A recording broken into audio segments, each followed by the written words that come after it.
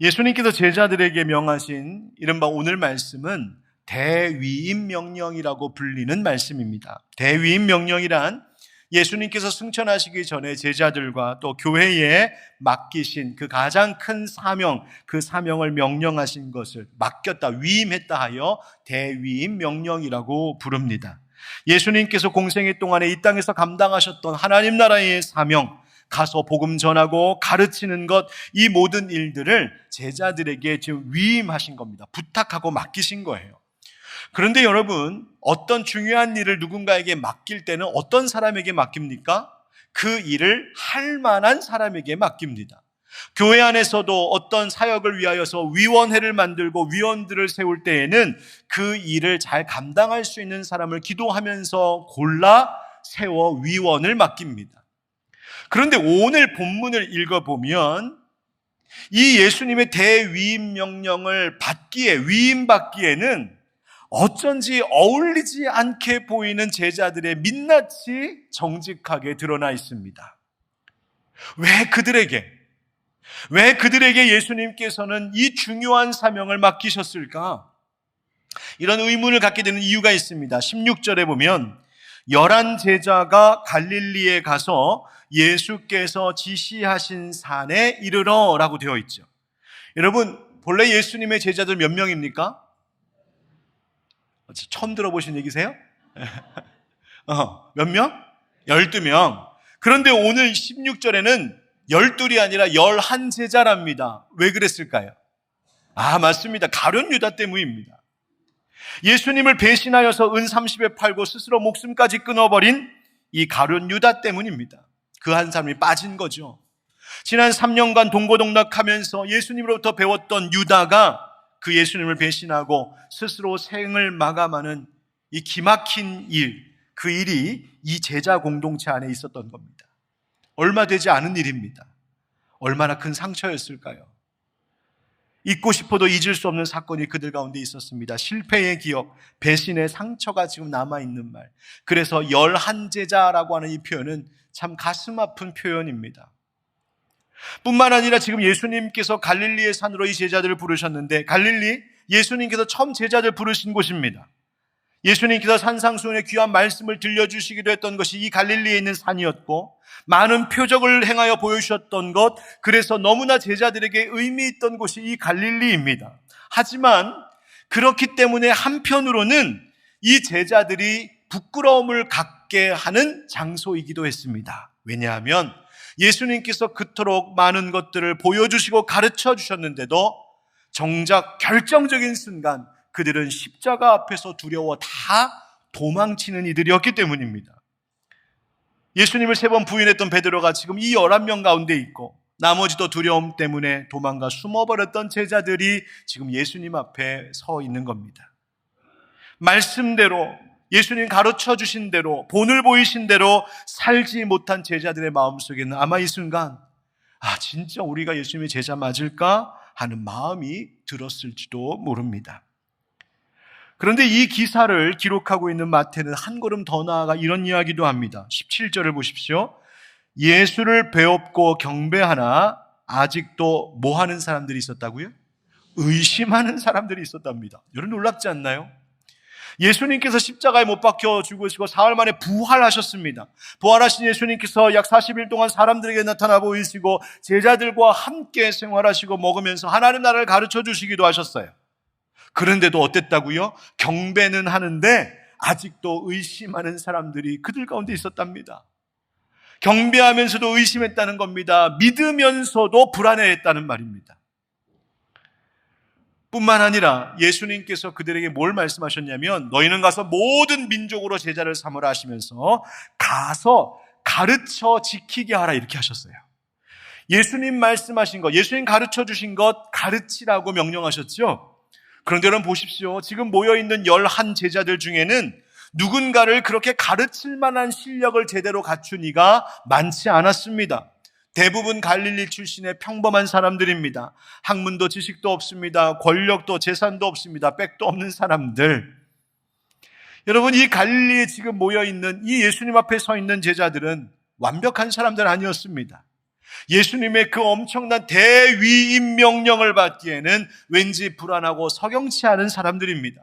상처가 있고 실패가 있고 두려움이 있고 부끄러움이 있고 의심이 있고 결핍이 있는 사람들, 지금 부족한 사람들 11명이 예수님 앞에 이렇게 서 있는 겁니다. 게다가 여러분, 예수님께서 지금 뭘 말씀하셨냐면 하늘과 땅의 모든 권세가 내게 있다, 이런 말씀하셨어요. 여러분, 가만히 생각해 보면 이 말씀 엄청난 말씀입니다. 우리가 그냥 살면서 우리 친구들에게, 야, 내가 그래도 말이야, 내가 학교 다닐 때 좀 이랬어. 그러면 오, 그래, 그것도 대단해 보이고, 내가 말이야 어렸을 때 동네에 골목 다니면서 이 정도 힘을 썼어. 그래도 오, 대단해 보이고, 내가 이 동네에서 이름 좀 날렸어. 이 정도 이야기해도 사람들이 와 그러는데, 지금 예수님 뭐라고 하시는 거예요? 하늘과 땅의 모든 권세를 가지셨답니다. 여러분, 이 말은 하나도 안 놀라시네요? 이 말은 보통 이야기가 아닙니다.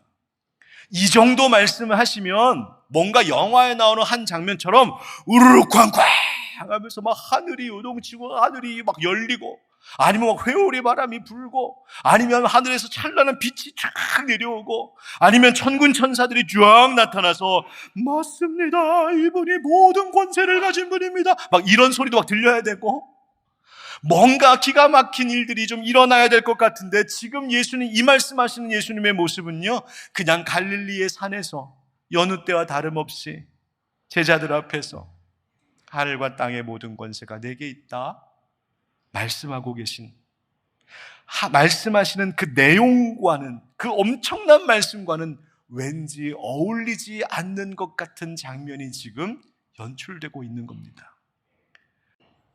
그래서 묻게 되는 거예요. 예수님, 왜 이 사람들입니까?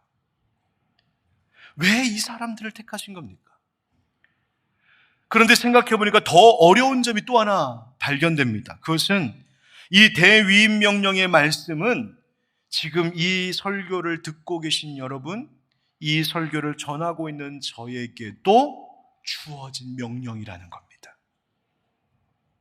이 세상 살면서 내 한 몸 건사하기도 벅찬 우리들, 매일 현실 속에서 찾아오는 이런저런 인생의 짐만으로도 무거워 견디기 어려워하는 우리들인데, 아니 우리에게 대위임 명령이라니요, 그것도 예수님께서 하시던 일을 우리에게 맡기신다니요. 우리는 질문하게 됩니다. 왜 우리에게? 우리도 지금 갈릴리의 산에 모여있는 이 11제자들과 별로 크게 다를 게 없는 것 같습니다. 우리에게도 상처가 있습니다. 살아오면서 받은 상처도 있고 누군가에게 상처를 준 일도 있습니다. 그래서 우리의 인생에도 관계에 실패했던 일들이 있습니다. 후회되는 순간들이 있습니다. 아, 왜 내가 예수 믿는 사람으로서 그 사람한테 이런 말을 했었을까? 왜 그 사람에게 이런 상처 주었을까? 부끄러운 일들도 저마다 있을 겁니다. 12의 제자가 11명의 제자들이 되어 결핍이 있었던 것처럼 우리에게도 그 깨짐이 있습니다. 우리에게도 결핍이 있습니다. 우리에게도 분열이 있습니다. 의심도 우리에게 있습니다. 우리가 예수 믿지 않는 건 아니죠. 그런데 믿으면서도 흔들릴 때가 있습니다.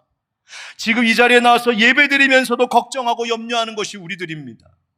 믿음과 불신 사이를 하루에도 몇 번씩 오고 가는 것이 우리입니다. 인생에 어려운 일이 작게도 생기면 쉽게 하나님 의심하기도 하고, 기도에도 응답이 없는 것 같으면 하나님 응답하시나, 하나님 내 기도 듣고는 계신 건가, 하나님 의심하기도 하고, 나름대로 열심히 신앙생활하고 있는데 내 삶이 내 뜻대로 되지 않으면 하나님 진짜 나와 함께 하시는 건 맞나, 하나님 살아계신가 의심이 있는 것이 인간입니다.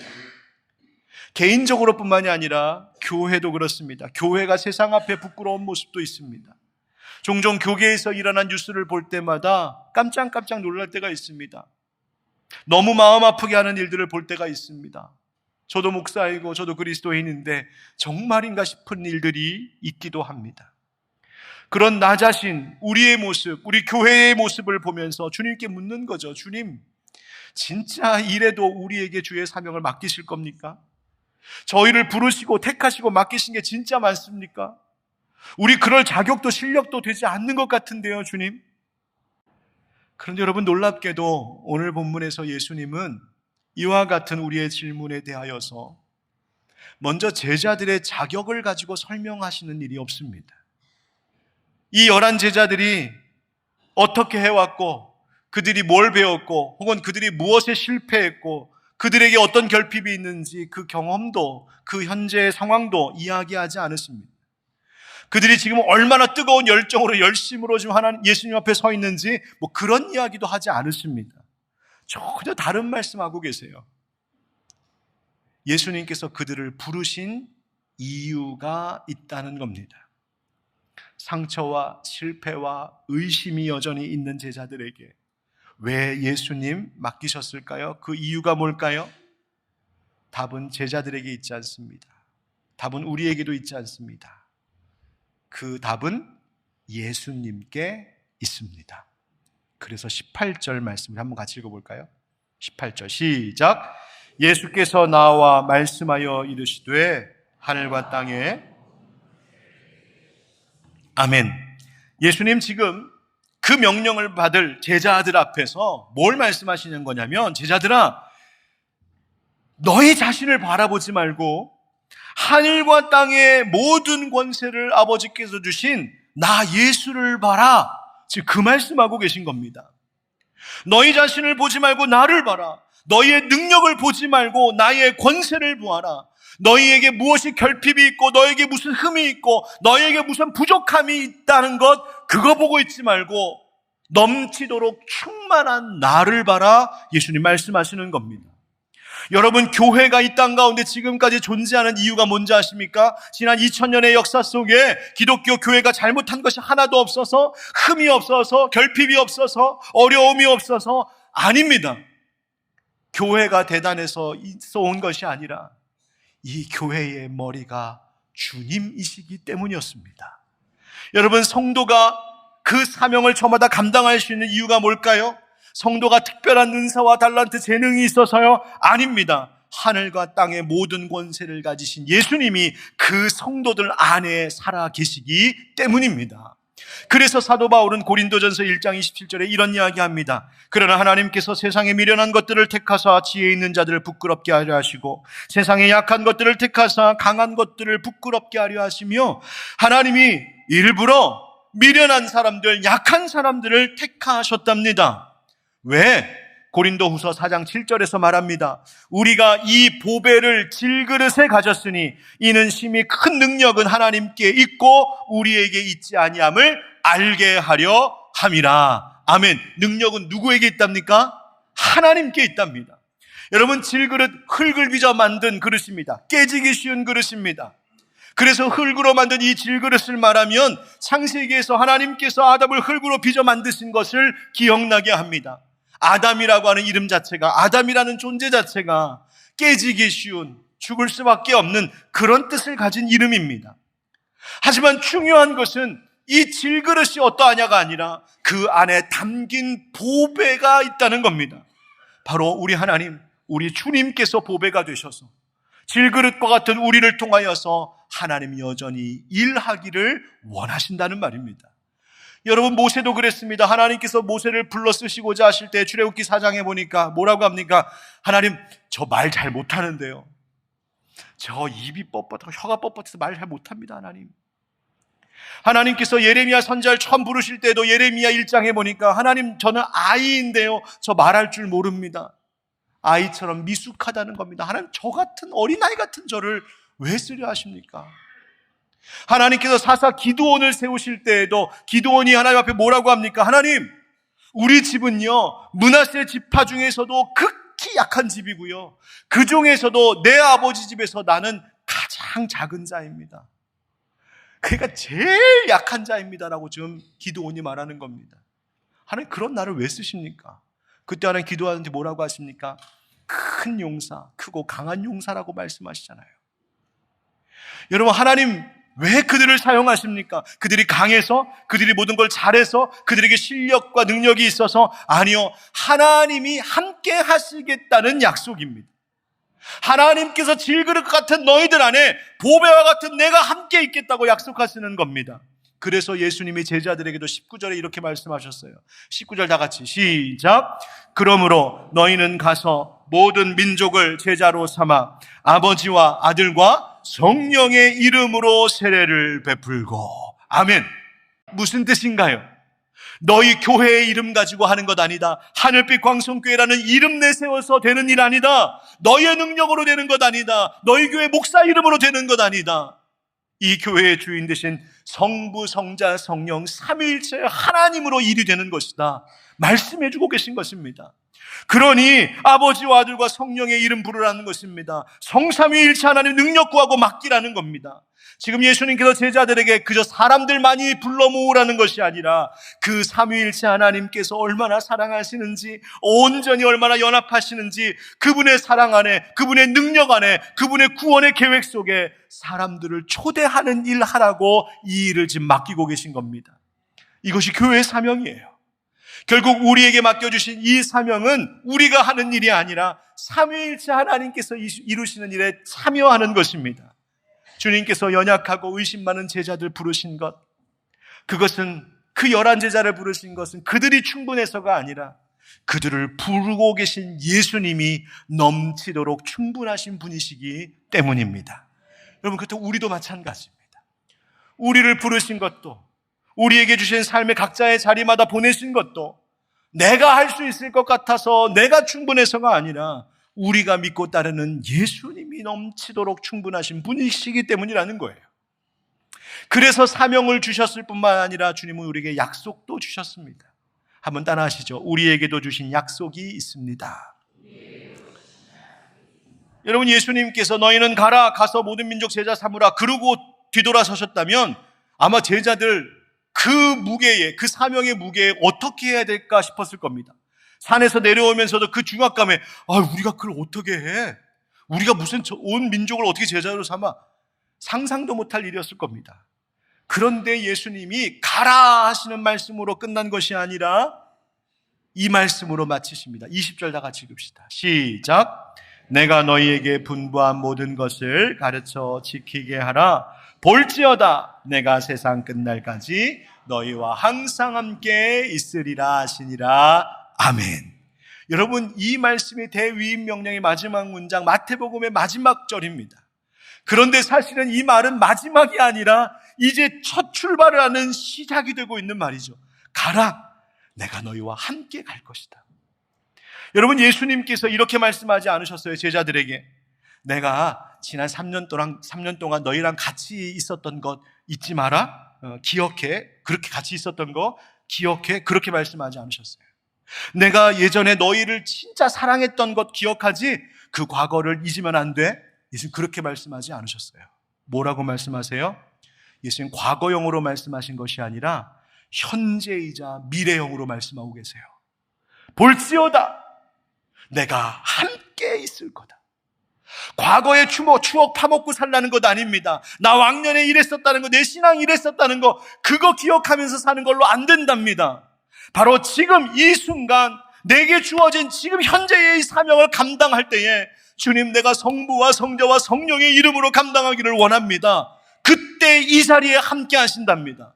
잠깐 동행하시는 그런 일시적인 주님이 아니시나 세상 끝날까지 영원토록 내가 성부와 성자와 성령의 이름으로 이 길을 가기를 원합니다 하면 그 자리에 언제든지 우리와 함께 하시겠다고 약속하시는 겁니다. 여러분, 하나님께서 사람을 부르실 때마다 반복적으로 주시는 약속의 말씀이 함께 하심입니다.